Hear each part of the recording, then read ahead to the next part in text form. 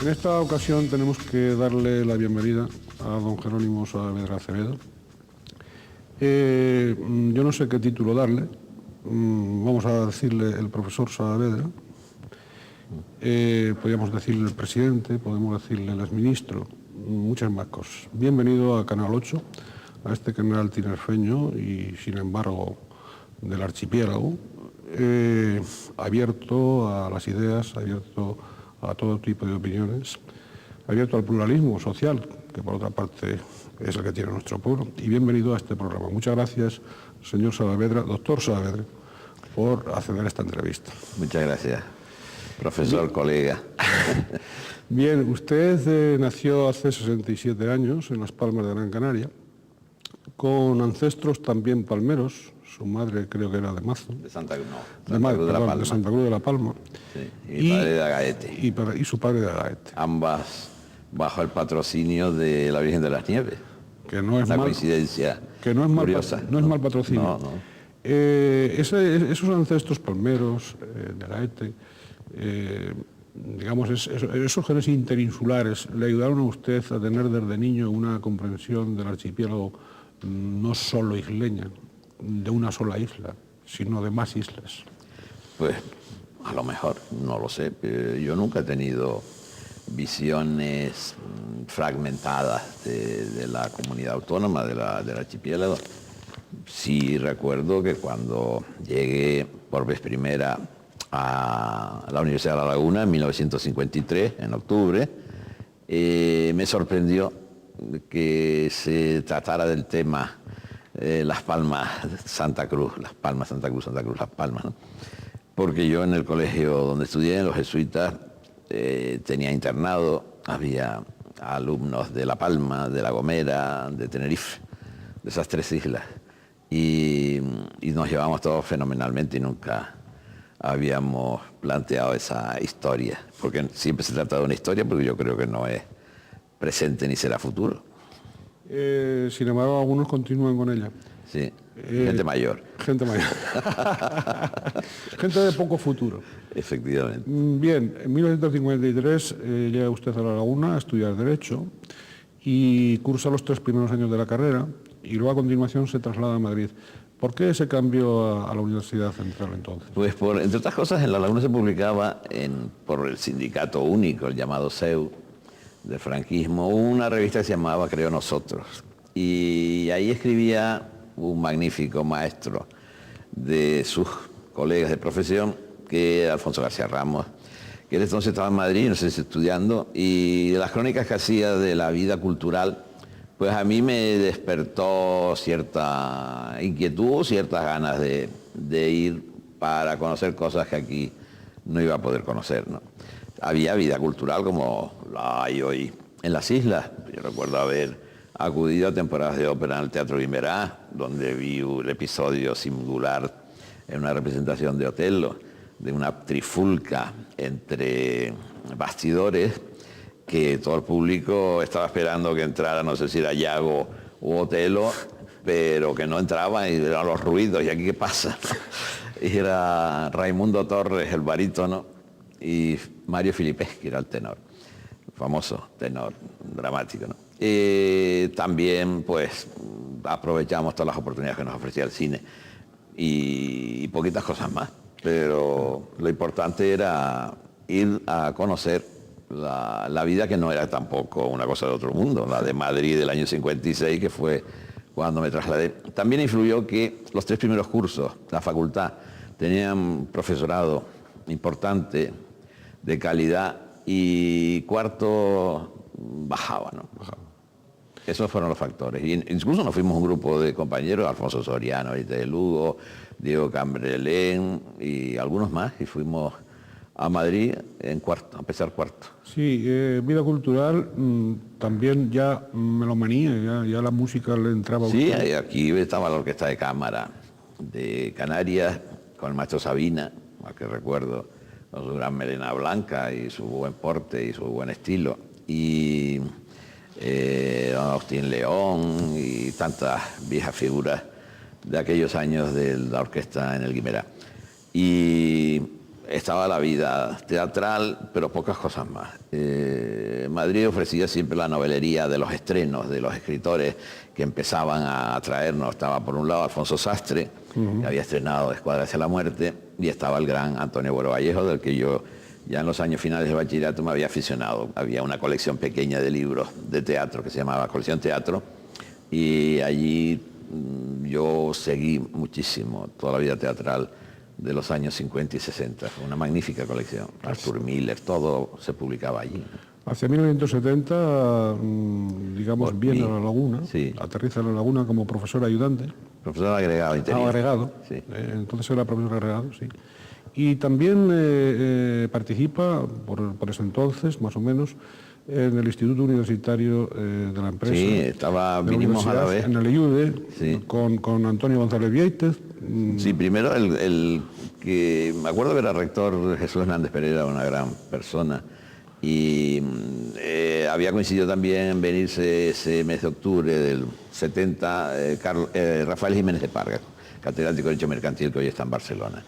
Y a él lo nombraron director del Instituto Universitario de la Empresa, que estaba creado del año 68, 69, pero no se había puesto en funcionamiento, y como yo había dado clases en el ICADE, en Madrid, como también tenía el diploma de Organización de Empresas de la Escuela de Organización Industrial, me dijo Rafael que me encargara yo de la secretaría, y el montar una serie de cursos que hicimos para directivos de empresa, y que permitió traer profesores de prestigio, hoy pues desde el rector de la Universidad Menéndez Pelayo, José Luis García Delgado, a tantos otros que vinieron por aquí, Raúl Morodo, Elías Díaz, etcétera, ¿no? Y todo eso permitió crear un núcleo que coincidía con la polémica que había en Canarias en torno a qué régimen fiscal íbamos a tener. ¿Por qué? Pues porque había habido una sentencia del Tribunal Supremo sobre el arbitrio de lujo, sobre el impuesto de lujo que se acababa de crear o de perfeccionar a nivel de todo el Estado, y la gente de aquí pensaba que eso no se aplicaba. ¿Y por qué? Pues por los antiguos franquicias, la ley de Bravo Murillo, la exención de la imposición indirecta estatal, y se monta un número, porque me parece que hubo una sentencia del Tribunal Supremo que cuestionó la aplicación. Y de ahí que tuviesen que hacer una ley para Canarias. Y empezó la polémica, las idas y venidas de los presidentes de Cabildo. Juan Pulido Castro era de Gran Canaria, aquí era Alban Bello. Y todo eso aprovechamos para, junto con González Viéitez, Óscar Vergasa, que estaban muy metidos en la vida económica porque eran del Centro de Estudios de Investigación de la Caja de Ahorros de Gran Canaria, la Caja Insular. Sí. Pues organizamos un debate sobre el tema, y aquello calentó. Don Jerónimo, de alguna manera el IUDE también, aparte de toda esa actividad académica, de cursos, empresarial, sí, cultural, etcétera, de alguna forma también fue una especie de plataforma política, al menos de pensamiento progresista, más bien de izquierda. Diríamos que utilizamos el IUDE para, no es que fuera exclusivamente una plataforma, pero lo utilizaron. Cumplía sus compromisos académicos porque se desarrolló. Por supuesto. Pero enriquecieron esos compromisos académicos, sí, con una participación política. Cierto, fue algo más que un ensayo, claro, para 1972, los que luego políticos. Sí, en 1972 elaboran ustedes, en el IUDE, un proyecto de estatuto de autonomía, 6 capítulos, 109 bases, 5 disposiciones finales. Realmente cuando ustedes en 1972 redactan... Nos lo creíamos. ¿Se lo creían de verdad? ¿Y por qué no? Bueno, de verdad. Lo que queríamos es que se tomara conciencia por parte de la clase dirigente empresarial canaria de que teníamos que tener algo distinto. En ese momento ya se había constituido la Asamblea de Cataluña en un convento, una iglesia de capuchinos, me parece. Sí. Y todo ese movimiento democrático y al mismo tiempo autonómico contribuyó a que la movida en torno al régimen fiscal canario, que se inició en el año 71, sí, porque la ley se aprobó en julio, y todo esto fue el año anterior. Empezamos en el verano, antes del verano del 71, con esa asamblea que hicimos 2 en la Universidad de La Laguna y una en Las Palmas, en la Escuela de Peritos Industriales, ¿no? O técnicos, ingenieros técnicos industriales. Y de ahí salió el compromiso de formar un grupo de trabajo para redactar una alternativa. Esa alternativa se llevó a una nueva asamblea, se abrió un periodo de aportaciones y lo publicamos en la revista Sansofé, que también habíamos comprado. Y ahí estaba también un núcleo de lo que sería la Junta Democrática de Canarias. ¿Por qué? Pues porque en el Consejo de Administración de Sansofé nos pusimos todos los que representábamos a las fuerzas democráticas, desde el Partido Comunista a los liberales. Y a mí me pusieron de presidente del Consejo de Administración y en el Consejo de Administración, pues, el que lo recuerde verá que ahí están todos los que hemos sido, y algunos siguen siendo, dirigentes políticos en Canarias.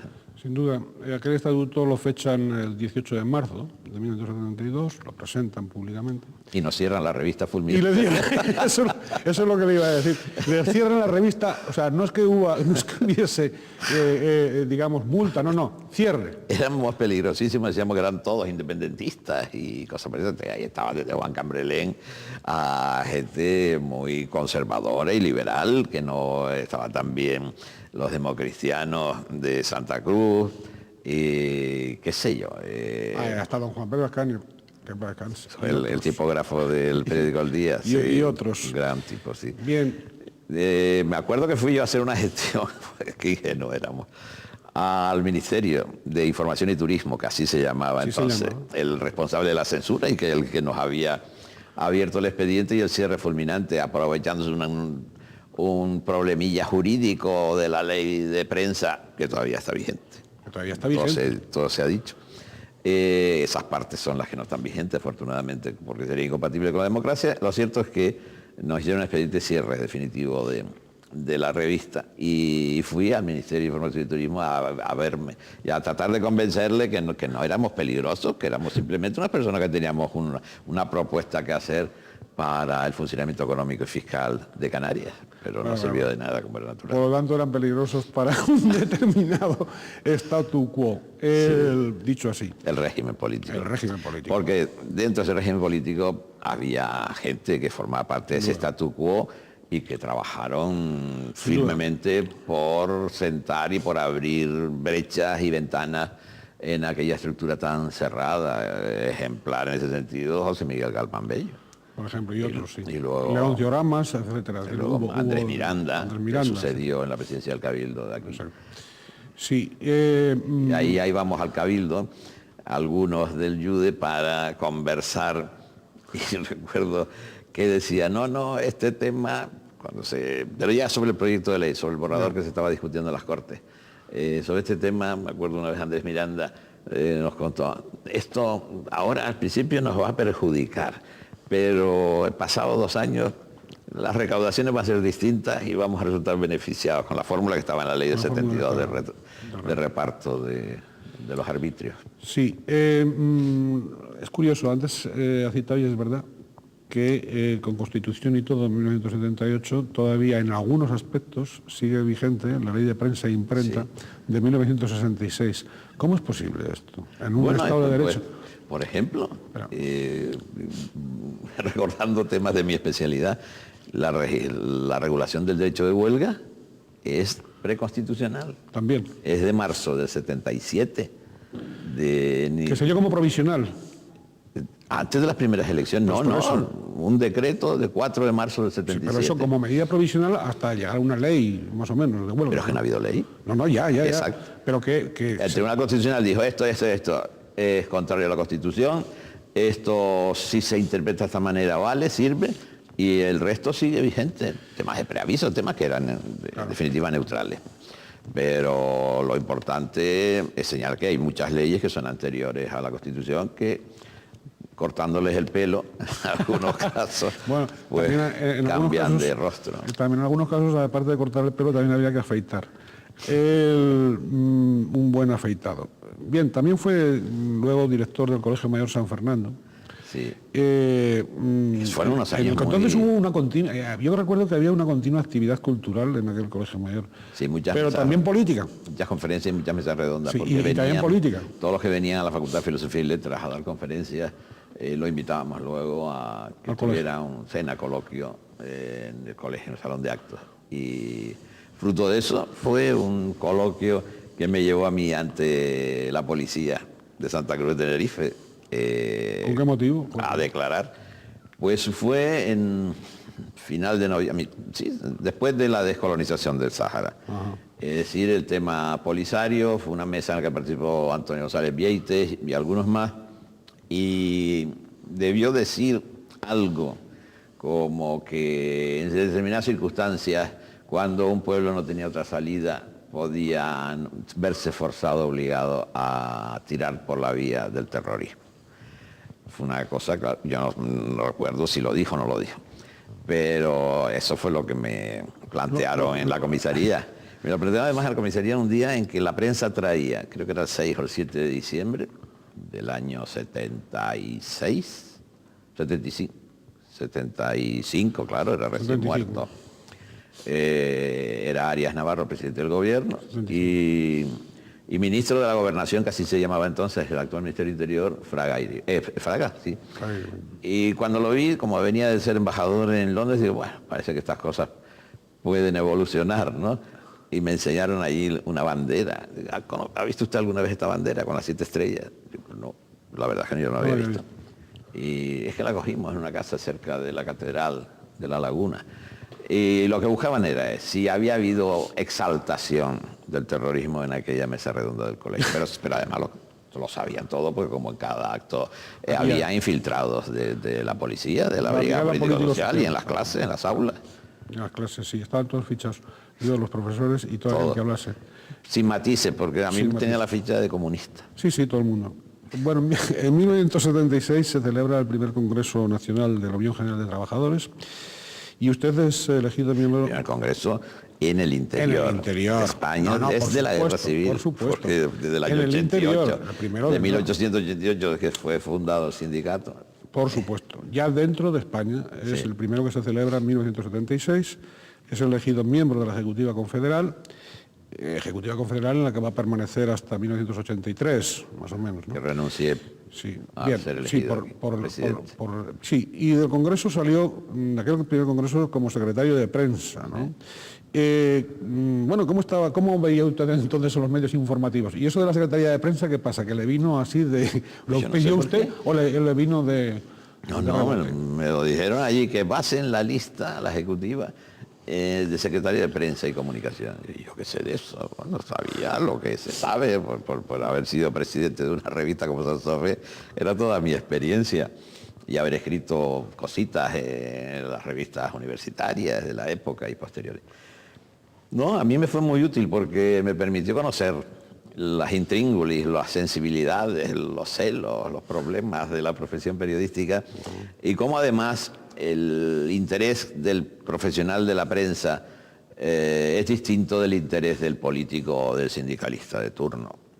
¿Por qué? Pues porque ustedes valoran lo que el público quiere y ustedes tienen que vender y ustedes tienen que colaborar en ese producto que se trata de vender, y entonces tienen que hacer una valoración de todo lo que decimos en las mesas redondas, miles y miles de mesas redondas que hemos hecho en nuestra vida ya democrática, pues muchas veces ni sale lo que uno consideraba más importante, y eso llevaba a conflictos. A mí me llevó a conflictos con el secretario general, que era Nicolás Redondo, padre. Yo creo que la única zapatiesta o trifulca que he recibido en mi vida ha sido de Nicolás Redondo en plena reunión de Comisión Ejecutiva Confederal, porque no se sentía satisfecho de lo que contaba la prensa. El tratamiento que recibían ustedes. Sí. Bien, usted decía vender, sí, vender, pero no a cualquier precio, y no a todo precio. Digo, porque pasados los años, bueno, de aquella época recuerdo yo... No solo hay televisión basura, sino también ha habido prensa basura en otros países democráticos. Sin duda. Los hay hoy. 1976 estábamos, y yo recuerdo de aquella, corríjame, pero le recuerdo una anécdota a usted, que a lo mejor ni se acuerda. Usted estaba en ese cargo importante de UGT Nacional, tenía la responsabilidad de la prensa, y claro, en aquellos momentos con comisiones obreras, pues tenían ustedes... celos. Celos. Competitivos. Y yo creo recordar que ante muchas declaraciones que hacía don Marcelino Camacho en aquel entonces, usted siempre comentaba: déjenlo que hable, que cuanto más hablan, más nos beneficia. Más nos veía a ustedes, que eran de la UGT y que eran competidores en el tema sindical. Sí. ¿Recuerda aquella anécdota? Sí. La recuerda. ¿Y aquella prensa, con respecto a esta prensa de hoy, aquellas relaciones? Bueno, había un espíritu de colaboración, de cooperación en definitiva, porque se veía que el sindicato es un instrumento imprescindible de una sociedad democrática. Y después de 40 años sin sindicalismo libre, nos encontramos ahí con gente que ya tenía una larga historia desde la universidad, personajes como José Manuel Arija, que fue uno de los fundadores de Cambio 16, que era responsable de toda la información política, laboral, económica de esa revista, y muchos que eran responsables de las páginas económicas del país, incluso de ABC también. La información laboral siempre tenía en esos momentos un sesgo de apoyo a las fuerzas emergentes del sindicalismo, ¿no? Más que ahora. Sí, bueno, yo creo que sigue habiendo un buen tratamiento del sindicato, de los sindicatos en España. ¿Mejor que de los partidos políticos? Sí. Mejor. Sí, ¿Y por qué? Sí. Pues será primero porque todos son trabajadores los que trabajan en los medios y diríamos que el sindicato representa a los trabajadores, el sindicato defiende, acierte o no acierte en determinados momentos, los intereses de la clase trabajadora, y eso hace que cuando escriben los periodistas se sienten y son trabajadores, ¿no? Eso en cambio no tiene por qué ocurrir porque pueden estar afiliados, pueden no estar afiliados a un partido político. Y por ejemplo, observen que cuando hay una huelga y dice el gobierno que ha participado el 25%, dicen los sindicatos que ha participado el 75%, se refleja eso y nadie entra a averiguar quién tiene razón ni se dice quién está falseando la realidad, ¿no? Como lo ocurrió en la huelga general del pasado año, que ahí afortunadamente el Tribunal Supremo o la Audiencia Nacional pues ha venido a condenar nada menos que a la televisión española por la imagen que transmitió. Lamentable, sí. Pero transmitía la imagen de los que eran ministros. Sí, ya. Bueno, la voz de su amo. A las 8 de la mañana estaba yo en Madrid, que me había ido incluso de mi piso a vivir en un hotel cercano al Senado porque temía que no hubiese ni taxi, y viviendo desde Velázquez hasta la sede del Senado, pues digo, voy a prevenir para no perderme el pleno. Y me quedé allí en la habitación del hotel, puse por la mañana el informativo y salió el que era entonces ministro, nunca me lo he dicho, de información. Diciendo, no, todo está normal, no hay huelga. Qué barbaridad. ¿El sindicalismo de ahora parece como más domesticado? No, el sindicalismo ahora... Que te digo que el de los años 70. Respecto a los años 70, claro. En los años 70 vivimos una gran crisis económica. Luego los años 80 la consecuencia que fue la durísima reconversión industrial. Y eso, pues, los sindicatos tenían también que adoptar una posición frente al gobierno, fuese de Suárez o Calvo Sotelo, luego de Felipe González, una posición fuerte de defensa, ¿no? Esa reconversión se hizo bien. Las prejubilaciones, las indemnizaciones, la política de fomento a las alternativas industriales, pues tuvo buen resultado por cuanto que hoy estamos donde estamos, como país económicamente consolidado y entre los 10 primeros del mundo, ¿no? 1983 deja ese cargo de UGT, sí, entre otras cosas porque me eligen presidente provisional, el presidente, provisional en enero del 83 y ya luego sí. Y continúa hasta 1987 en esa primera etapa de presidencia. Primera etapa de presidencia, ¿qué recuerda usted como más satisfactorio? Bueno, satisfactorio de esa etapa. De golpe automático, digo, la política educativa, el compromiso que tuvimos de volcarnos en la educación, porque la situación educativa de Canarias en aquel momento era catastrófica, era de lo peor de España, con unas tasas de analfabetismo de adultos, pero sobre todo luego con problemas de escolarización y sobre todo con la necesidad de tener hasta 3 turnos diarios de clases en un mismo edificio, porque si no, no había dónde meter a los niños. Entonces había que incrementar la plantilla, hacer un esfuerzo de inversiones en construcciones escolares que se hizo. Se creó un impuesto autonómico, el primero de toda España. Incluso nos discutieron en Madrid, en el Ministerio, si teníamos competencia o no. Para el impuesto. Para el impuesto sobre los combustibles, que era con destino a las construcciones escolares. Emitimos la primera deuda pública. Sí. También. Que además ustedes anunciaron que cuando no fuese necesario ese impuesto se podía quitar, y curiosamente ya no se ha quitado, pero no se ha quitado, pero no se ha destinado, no se ha seguido destinando a esas construcciones escolares que evidentemente florecen durante esa etapa. Bueno, lo que pasa es que los impuestos no son finalistas. Y entra en una caja y sale por varias direcciones. Bien. Pero sí ha habido, por ejemplo, en los años de gobierno de Coalición Canaria, acuerdos con el gobierno central de partidas presupuestarias que han ido a educación dentro, por ejemplo, de una cosa que se llama política de empleo, plan contra el desempleo, plan nacional de empleo, ¿no? 1991-93 vuelve usted a ser presidente, la segunda etapa. Desde la distancia del tiempo, ¿cómo evaluaría esa segunda etapa? ¿Pudo elegir usted con plena libertad a los miembros de aquel gabinete? Creo que no. No, en un gobierno de coalición nunca elige uno, nada más que a los de su propio partido. En el primero sí pudo elegir. El primero fue decisión absolutamente libre. ¿Suya? Sí, sin duda. ¿Los poderes fácticos influyeron en usted para decir? No. ¿Usted no se deja influir por los poderes fácticos? Nunca. ¿O no les hacía caso? Bueno, que no les hago caso. ¿Y sigue sin hacerles caso?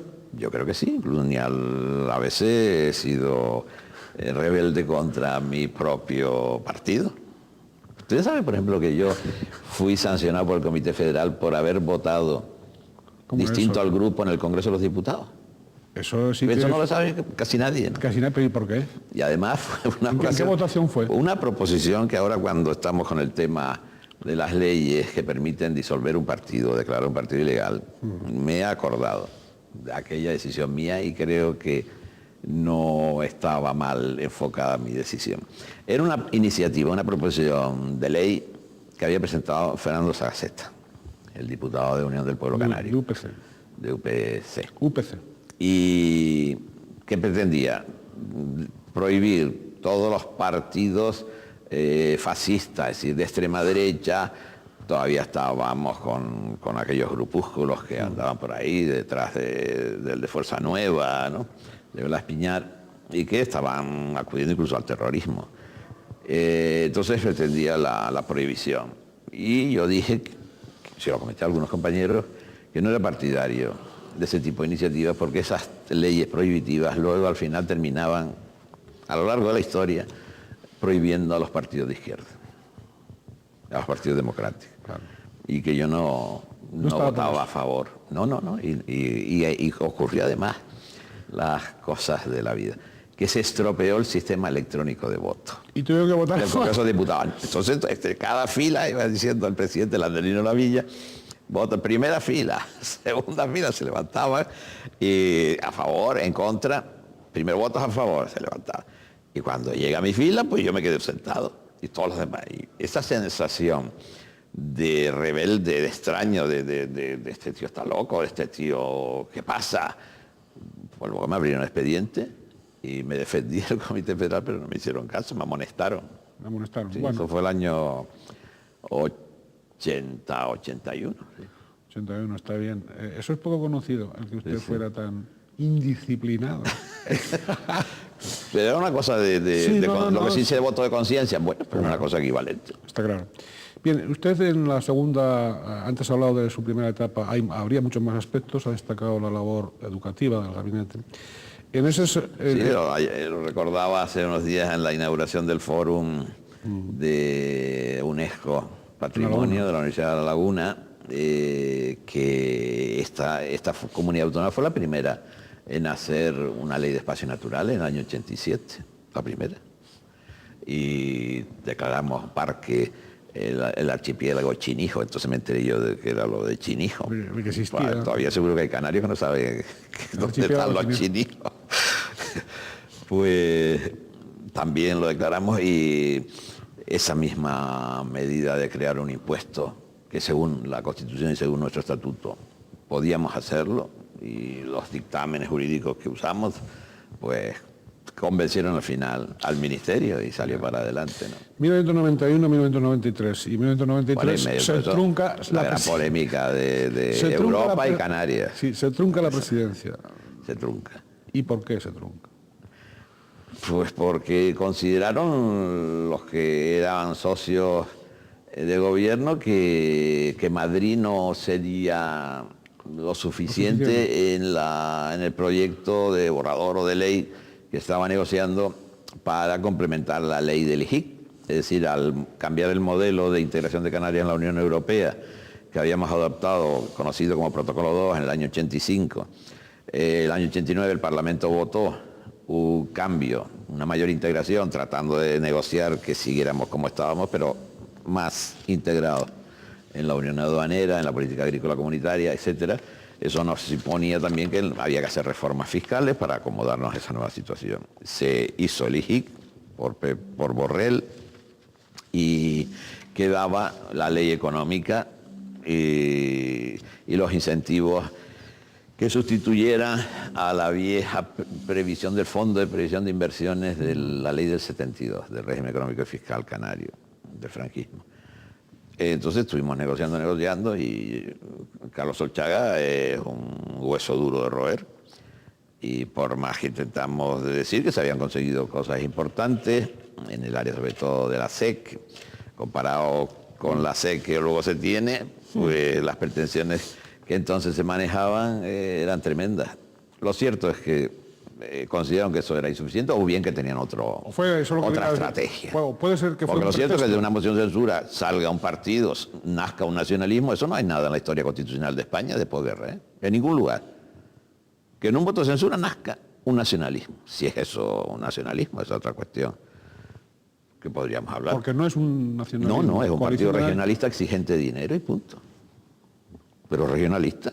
Aunque hayamos puesto en el estatuto que somos nacionalidad, luego hay una cantidad de cosas que indican que no son nacionalistas. Habrá una minoría que sí, pero hay otras que no, que lo único que le interesa es eso, vivir, de sacar más dinero a Europa y de sacar más dinero al Estado, al gobierno de turno. Sí, y en aquel 1993 es usted nombrado... Pero fíjese que lo que más se ha sacado del gobierno de España, de los gobiernos de España, en toda etapa, en estos 25 años que ahora estamos recordando, sí, es la ley del resto del año 94, que yo estaba y formaba parte del gobierno que elaboró ese proyecto que fue aprobado. Y ahí nace la célebre RIC, que todo el mundo reconoce, que ha sido el instrumento gracias al cual Canarias se ha desarrollado, las empresas han podido capitalizar, no estar viviendo solo del crédito, de las deudas, etcétera, y que ahora lo que se discute es qué hacemos con el RIC porque no sabemos dónde invertirlo, que es otro tema. Eso es otro tema. Es otro tema. Pero esa es la historia. Sobre que volveremos. Por cierto, estos días atrás también aquí en Tenerife, algún portavoz del PP nacional venía a decir que los últimos 8 años, los 8 años de la presidencia del señor Aznar, había recibido Canarias de inversiones estatales más que en todas las etapas anteriores desde 1978. Eso, ahí se le olvidó este dato. No, eso no son inversiones estatales, son ayudas de Estado. Son ayudas de Estado. Impuestos que no paga a Canarias, luego dinero que se queda aquí. Sí, llámele X, pero es lo mismo. Es lo mismo, claro.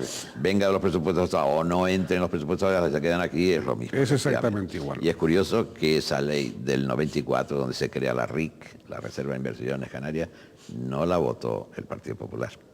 Se abstuvieron. Conviene que lo recuerden. Pero se lo recordaremos al Partido Popular. Esto, mire, no hay como la memoria, aunque a algunos les duela la memoria. O les tendría que doler. En 1994 usted es ministro desde el año anterior de Administraciones Públicas. Todo se precipitó porque... ¿Pero por qué? Es decir, es que hicieron ministro al triunfar el voto de censura y de tal y quitarlo de presidente, que fue una compensación. Fueron 15 días. ¿Fue una compensación que le hicieron o qué? ¿En el partido? No, fueron 15 días tremendos. La moción de censura fue el 31 de marzo, la votación, con la salida a hombros en el patio del Parlamento de un personaje que ahora está muy de actualidad, de Lanzarote, ¿verdad? Conviene recordarlo también. ¿Don Dimas? Claro.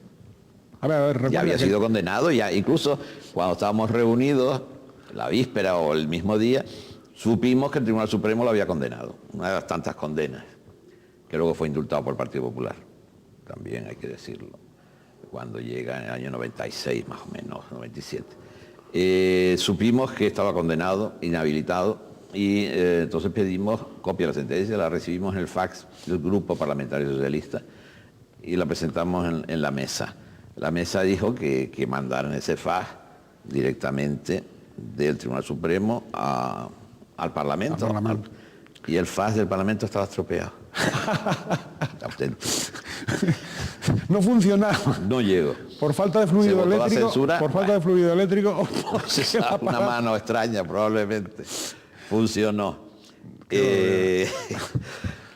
Luego fallece el conde de Barcelona. Sí. El 5 o el 6 son los funerales, que acudo todavía como presidente porque Sí. no había sido nombrado Manuel Hermoso y no había tomado posesión. Y el día 11 o 12 ya es Semana Santa. Yo me voy por ahí por esos mundos a Berlín a oír música y me dice antes de marcharme, Alfonso Guerra me llama, que estaba yo en la ejecutiva del año 90 del partido, que tenemos reunión de ejecutiva el sábado de pasión, el sábado diría, de resurrección. El sábado, pues es un día de puente entre el Viernes Santo y el domingo de Pascua, que se le ocurre, ¿y esto por qué? No, que Felipe dice que hay que hacer esto. Entonces yo tuve que volar, salirme de una representación de Parsifal en la Staatsoper, en la ópera del antiguo Berlín Oriental, Con lo cual costó mucho. ir a dormir a París para poder coger ahí, por no había otra conexión, para yo poder ver por lo menos el primer acto de Parsifal, irme a dormir a París y coger el primer vuelo de Iberia para poder llegar a la ejecutiva. Y la ejecutiva lo que se trató era nada más y nada menos que de nombrar quién era portavoz del grupo parlamentario. Sí, Eduardo Martín Tobal, que lo venía haciendo desde hacía ya bastantes años, o Carlos Solchaga, que era la propuesta de Felipe. Y yo, el día 11, con la moción de censura calentita, no es que tuviese sospechas de que fuese culpable, porque no teníamos nosotros ese análisis ni esa valoración de la actuación respecto a Canarias de Solchaga. Pero en aquella votación, que yo creo que fue la única votación que he vivido en el seno de la Ejecutiva Federal con Felipe, de secretario general, en esa votación salió la propuesta del secretario general a favor de Solchaga por un voto. Y votación 1-1, ¿eh? Y una abstención que fue de la ya fallecida Carmen García Blois. De manera que ocurre eso un sábado. El lunes disuelve Felipe González las Cortes y convoca elecciones para junio. Y en julio me llaman, No nombra ministro. cuando estaba examinando en la Facultad de Derecho de Las Palmas, estaba examinando oral a una alumna en el despacho que me quería llevar para allá. ¿Se lo dijo por teléfono A directamente? las o no? 12, sí, Piluca Navarro, lagunera ilustre, ¿no? Creo que es de La Laguna, de Punta Hidalgo, por ahí. Ya me dice que el jefe quiere hablar contigo. Estaba yo examinando. Pues llamo. Mira que he pensado que tienes que venir a ocuparte de mis administraciones públicas. Pues esto era a las 12, pues que mañana que tienes que estar aquí cuanto antes. Y cogí el avión de las 3 y solo pude comunicárselo a mi familia y poco más.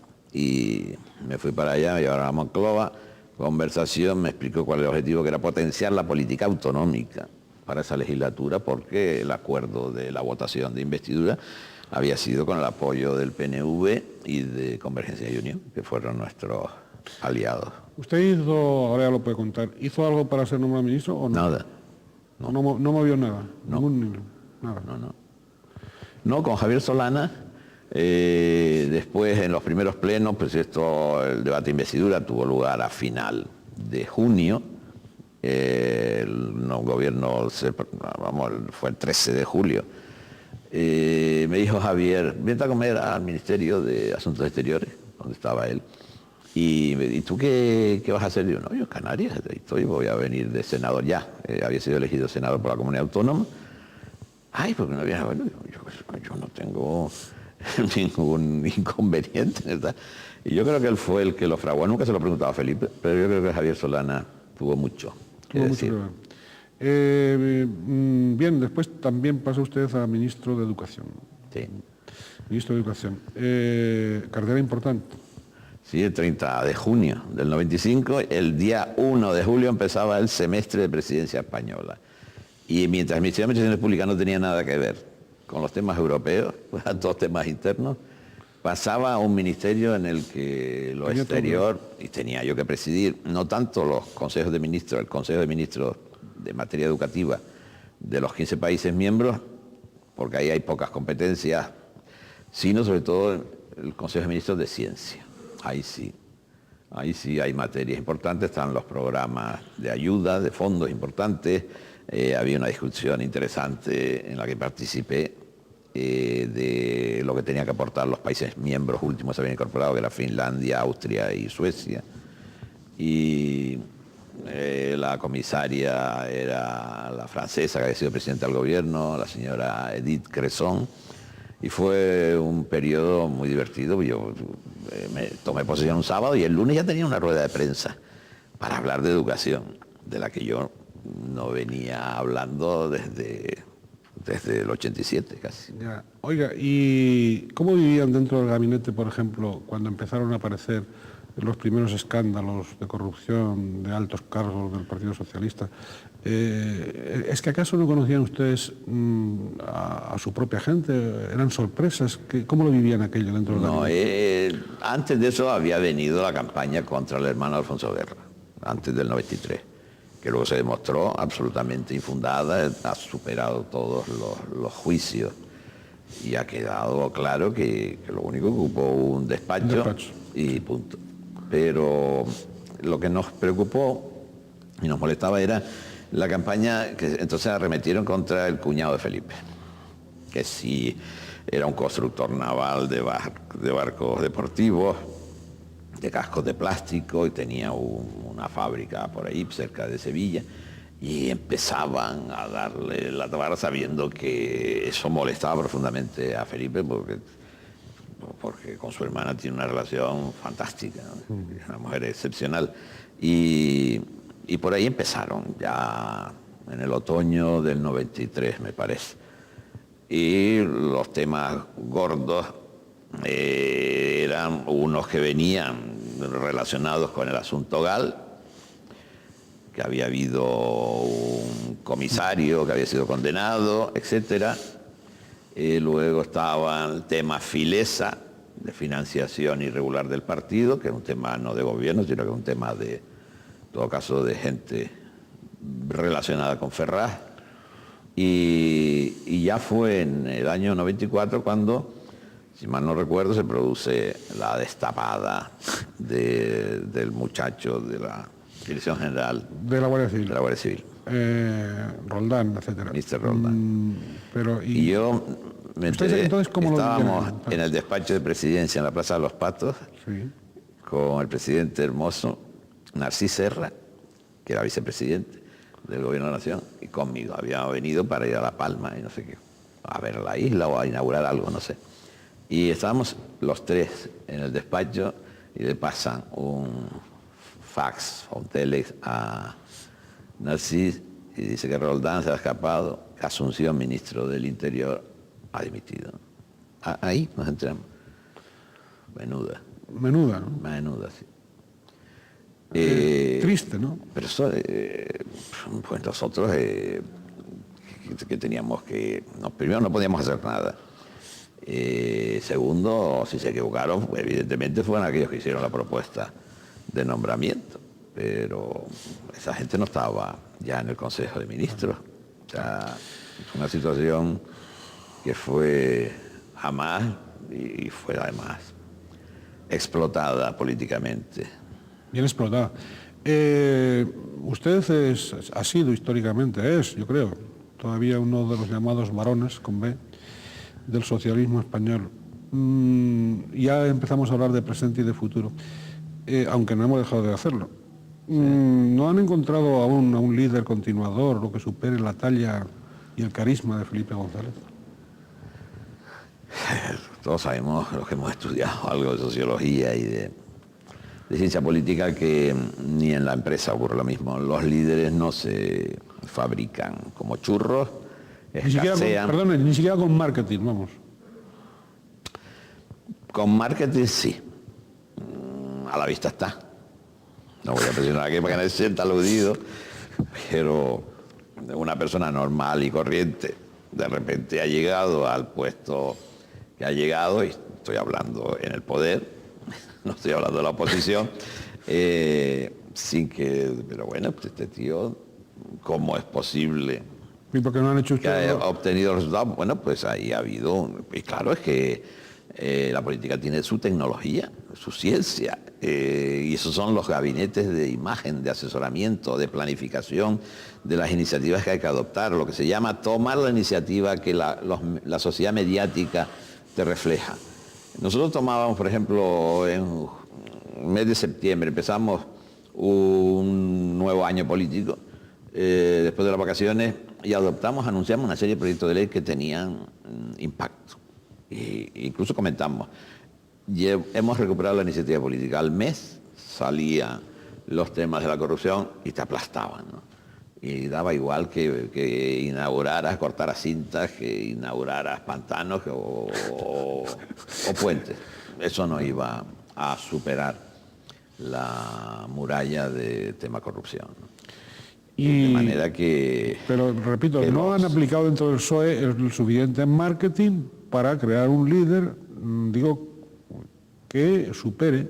Pero para tener esa gente sabia, asesores, pues en Estados Unidos, pues una vez Clinton los tiene y gana las elecciones, otra vez, pues pierden esos asesores y ocurren a otros, y la competencia. Voy a ser más directo, son mejores. Porque usted, con su habitual delicadeza, suele salirse siempre. No, yo no voy a salir de la gente, lo que pasa es que yo no voy a hablar. No he dicho que salga por la tangente, he dicho que se sale por la suya. Vamos a ver, se sale por la suya. No hay mejor, dentro del socialismo español en este momento, no hay mejor líder que el señor Zapatero.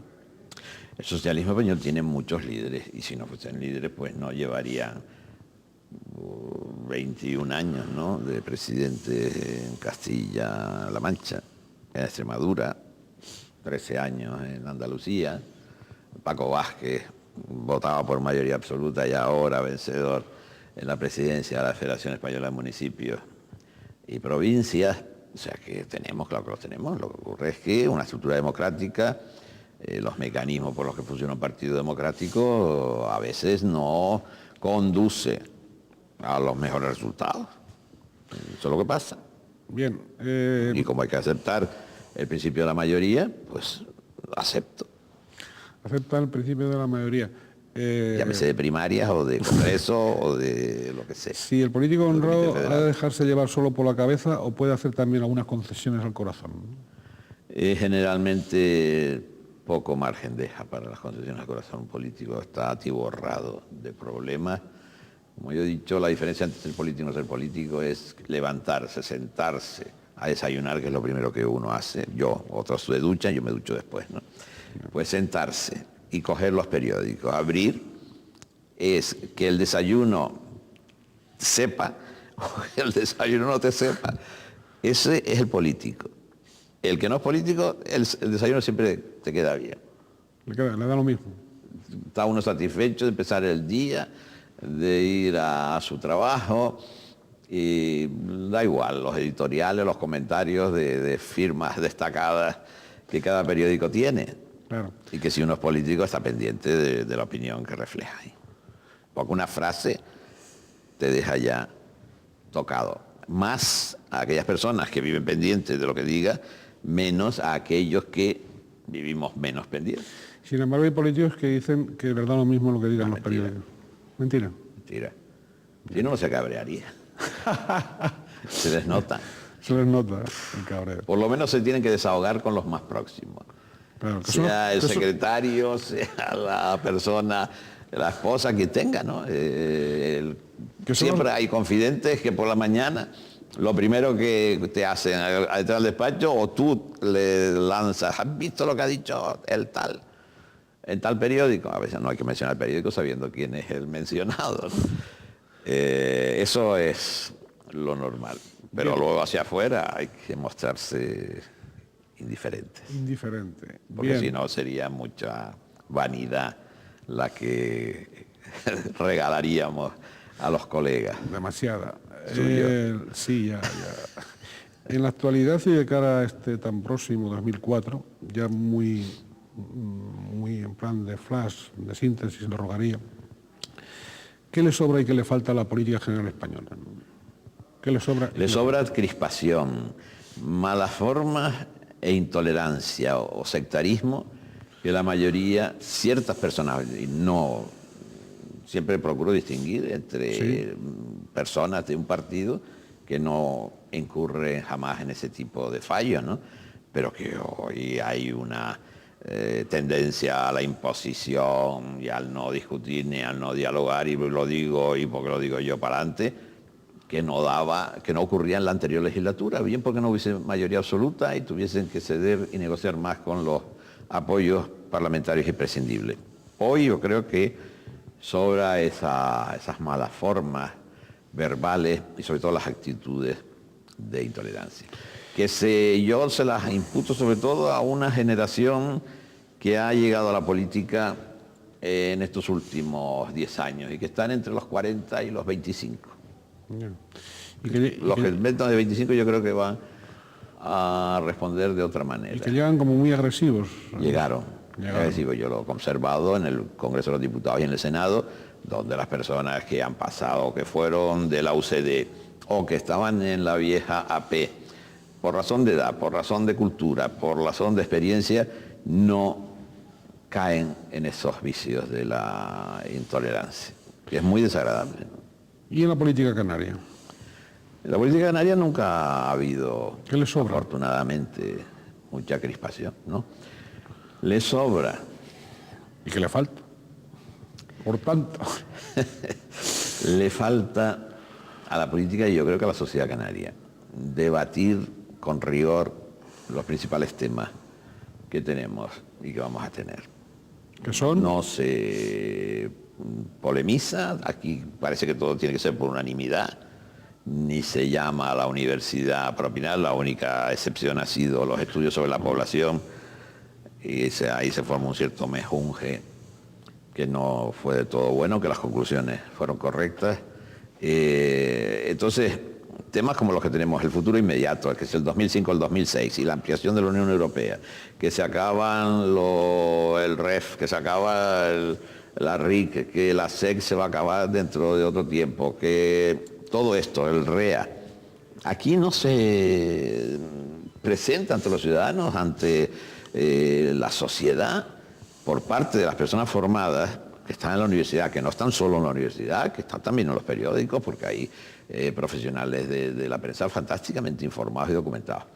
Y luego en la administración, que no son políticos, y todos esos deberían contribuir a decirnos, señores, no es ningún drama que dejemos de ser objetivo 1, por ejemplo, y que por no ser objetivo 1, pues perdemos tales fondos. Bueno, pero si gracias a esos fondos ya hemos sido de la categoría 2 o de la categoría 3, ya hemos festejémoslo, toquemos las campanas.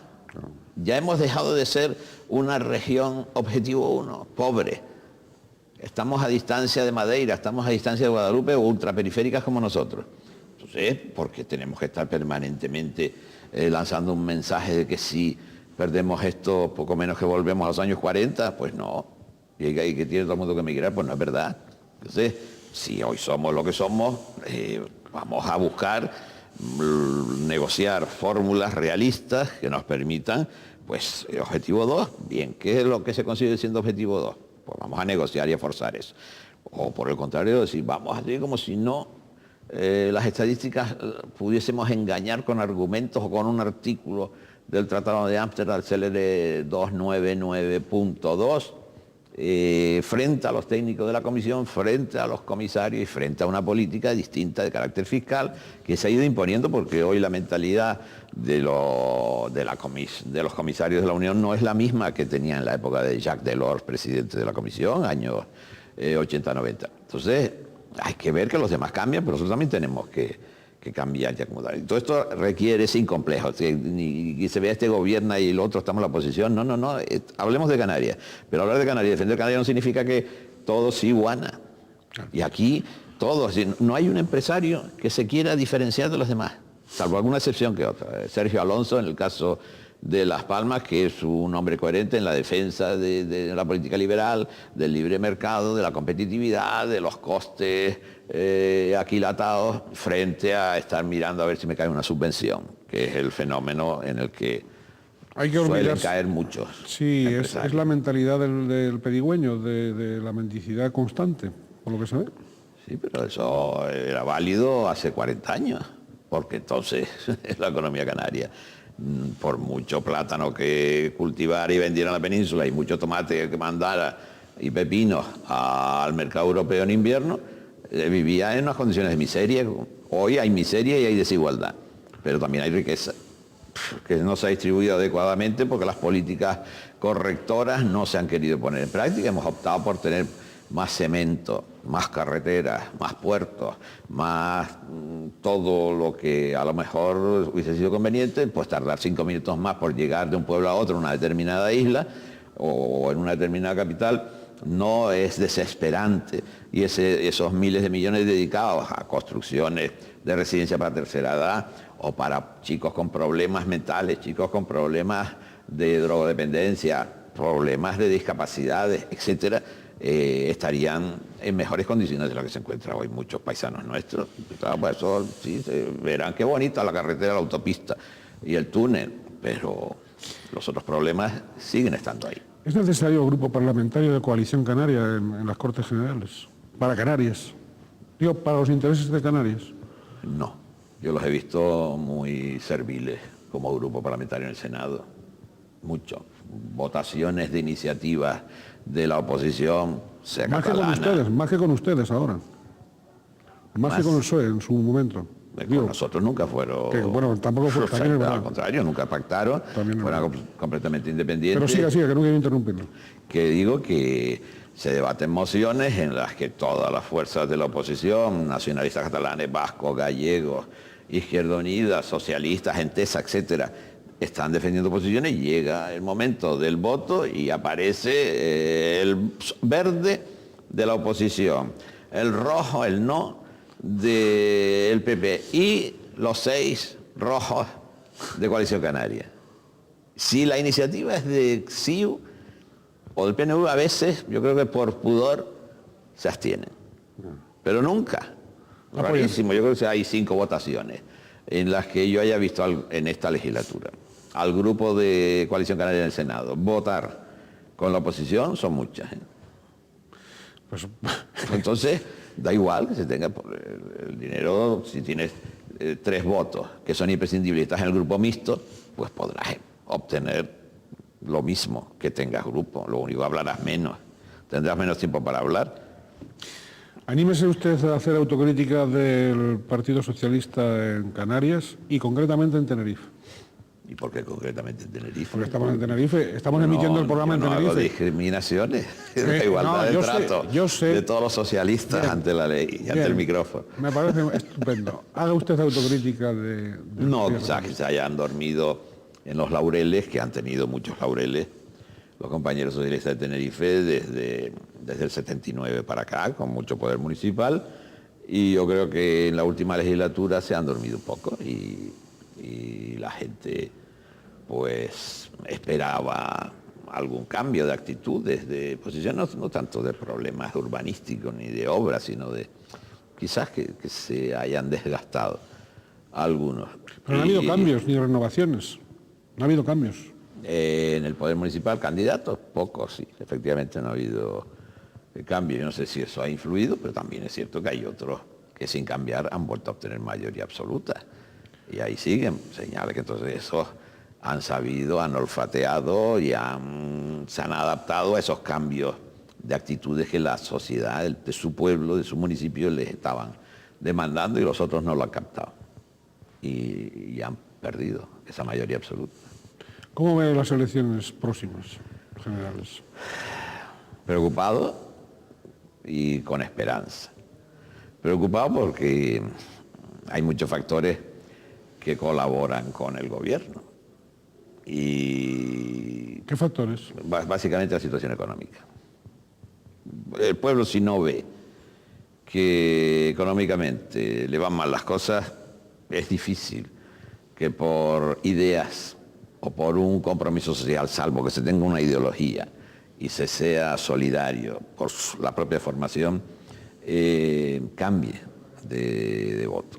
Es difícil, puede ocurrir. Igualmente las encuestas han dado resultados imprevisibles luego, ¿no? Pues Sí, también. Para ustedes también en Cataluña. ¿Cataluña esperaban más? Sí, pues lo digo, que las encuestas y los resultados han sido imprevisibles porque las encuestas no atinaron. No atinaron. Allí decían que íbamos a tener más y tal.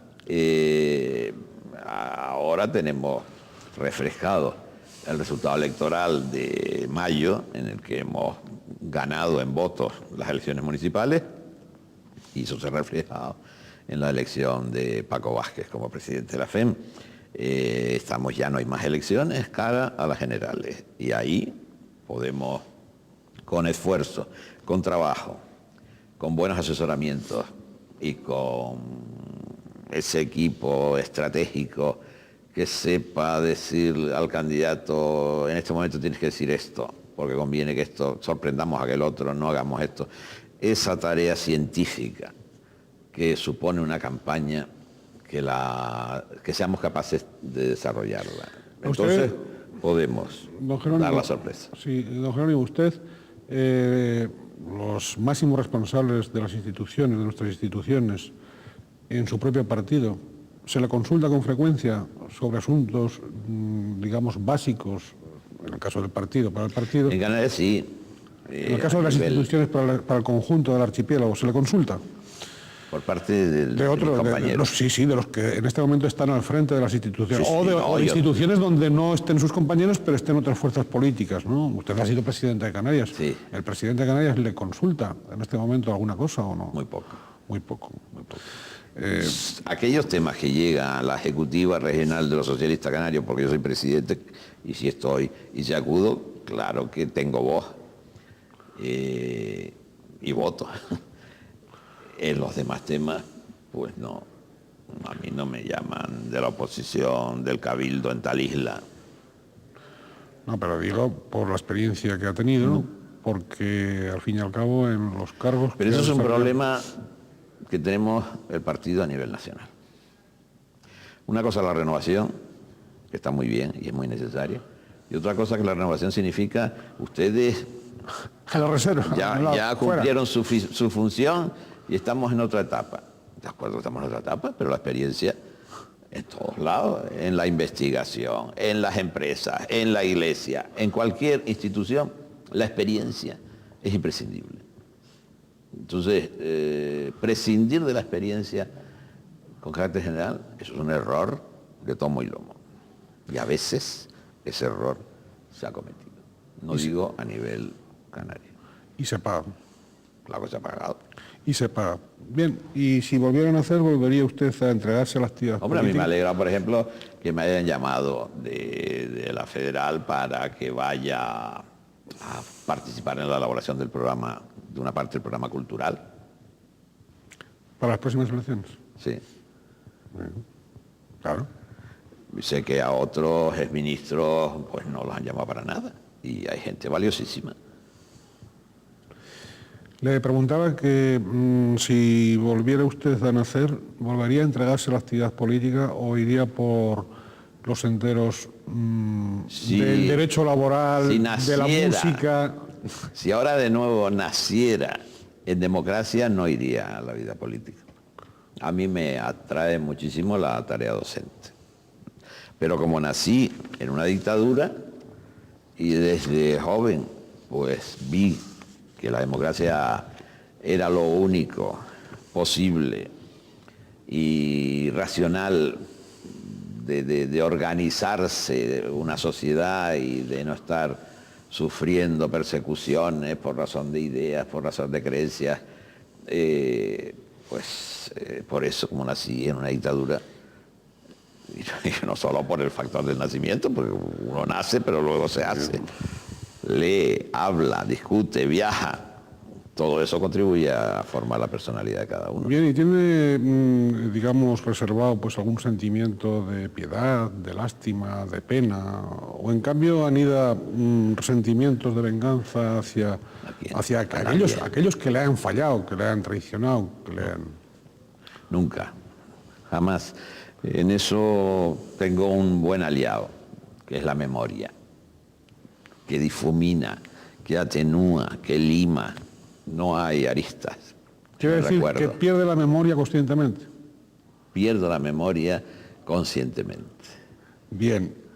Don Jerónimo, muchísimas gracias por esta entrevista, por estar aquí en el Canal 8, por todo el tiempo que nos ha dedicado, que ha dedicado a los televidentes.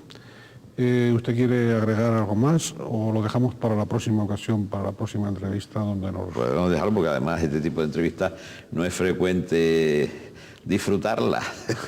Y en eso pues también sería imprescindible la presencia de la otra parte de la entrevista, ¿no? Es cosa de dos. Sí, normalmente uno lo someten a una especie de test rápido y entonces los matices no se pueden expresar y la vida está cargada de matices. Eso es una la política también. Claro, eso no es una entrevista, eso es otra cosa. Claro. ¿Quiere agregar algo más? No, agradecidísimo por la invitación. Pues muchísimas gracias. Queremos agradecerle a don Jerónimo, presidente que ha sido del Gobierno de Canarias, ministro, con dos carteras, en dos carteras, del Gobierno del Estado, y un valor en Canarias, un valor humano, un valor político, un valor científico, en muchas dimensiones, ¿no? Digamos, forma parte del acervo del archipiélago canario, del acervo español, es un líder español, de relieve nacional, y es una persona que accede, con la que se puede hablar tranquilamente, con la que respeta siempre al contrincante y sobre la que todos los días nos enseña si los demás queremos aprender. Muchas gracias.